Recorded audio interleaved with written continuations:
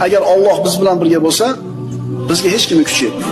Agar Alloh bizni yaxshi ko'rsa, qolgan hammani yomon ko'rgani hech narsamiz.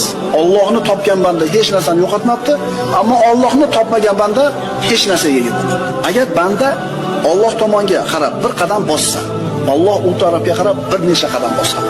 Banda Alloh taologa qaytay, bo'ldi endi tavba qilay degan fikrni kallasiga olib kelishligi bilan hali hech narsa qilmadi, qaranglar. Bo'ldi endi bugundan ichmayman. Bo'ldi bugundan boshlab namozni boshlayman. Shu fikr kallasiga kelishligi bilan Alloh taolo shu bandani qalbiga saodatni berib qo'yadi. Shu etapdan o'tganmiz ko'pchiligimiz. Bo'ldi. Ertadan namoz boshlayman deganingizda bilasizmi qanaqa maza qilgansiz? Eslangda. Bo'ldi. Sigaretni tashladim bugundan boshlab dedingiz.